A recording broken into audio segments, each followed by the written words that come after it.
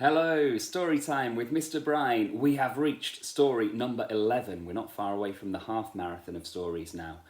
And in case you're new to the channel, I am recording stories in return for donations to my London Marathon fundraising. So check out the description if you're interested in donating or getting a story for yourself, or both. Today's story is for Darcy. And Darcy, I've owed you a story for quite a long time now. I remember we finally chose one. I was looking to find a copy of this story, and here it is. It's Room on the Broom. So I hope you enjoy Room on the Broom. Thought I'd better make sure I'm properly dressed to read a story like this one. The witch had a cat, and a very tall hat, and long ginger hair which she wore in a plait. And how the cat purred, and how the witch grinned, as she sat on her broomstick and flew through the wind. But how the witch wailed, and how the cat spat, when the wind blew so wildly, it blew off the hat. "Down," said the witch, and they flew to the ground. They searched for the hat, but no hat could be found. Then out of the bushes, on thundering paws, there bounded a dog with the hat in its jaws. He dropped it politely, then eagerly said, as the witch pulled the hat firmly down on her head, "I am a dog, as keen as can be.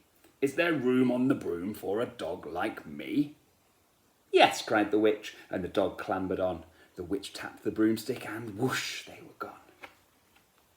Over the fields and the forest they flew. The dog wagged his tail as the stormy wind blew.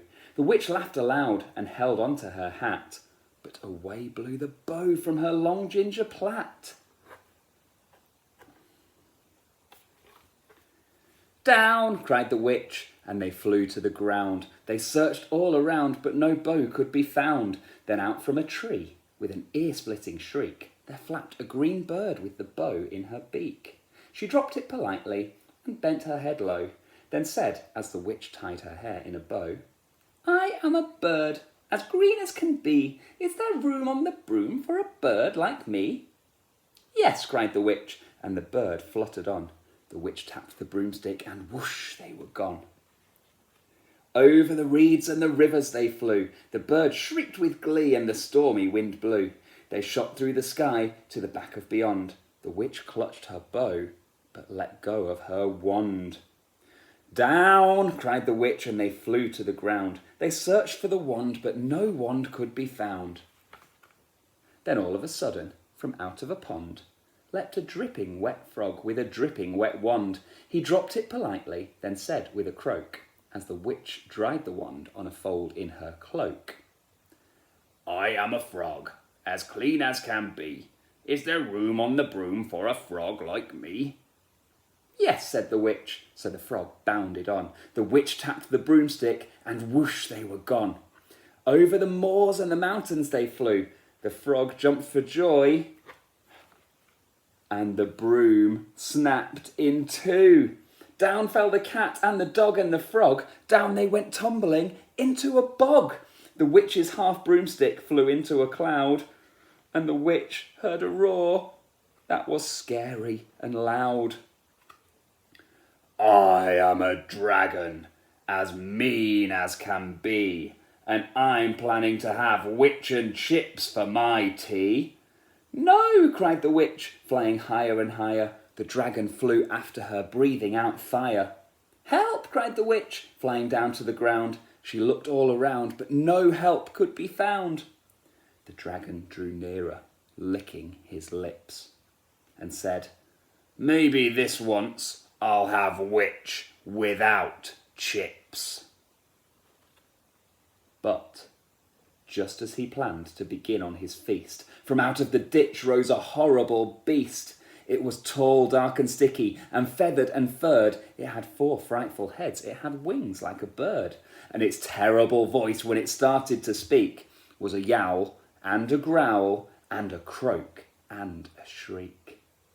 It dripped and it squelched as it strode from the ditch, and it said to the dragon, "Buzz off, that's my witch." The dragon drew back, and he started to shake I'm sorry, he spluttered. I've made a mistake. It's nice to have met you, but now I must fly. And he spread out his wings and was off through the sky. Then down flew the bird, and down jumped the frog. Down climbed the cat, and phew, said the dog. And thank you, oh thank you, the grateful witch cried. Without you, I'd be in that dragon's inside. Then she filled up her cauldron and said with a grin, Find something, everyone, throw something in. So the frog found a lily, the cat found a cone, the bird found a twig, and the dog found a bone.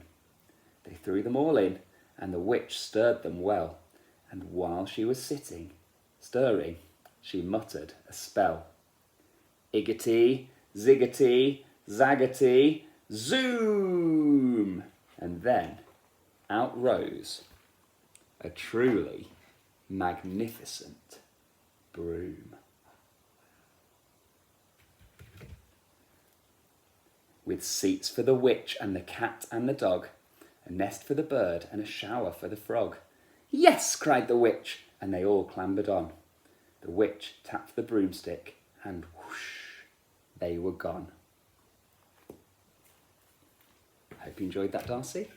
I think it's time for me to fly away and get my tea. Bye. Higgity, ziggity, zaggity, zoom.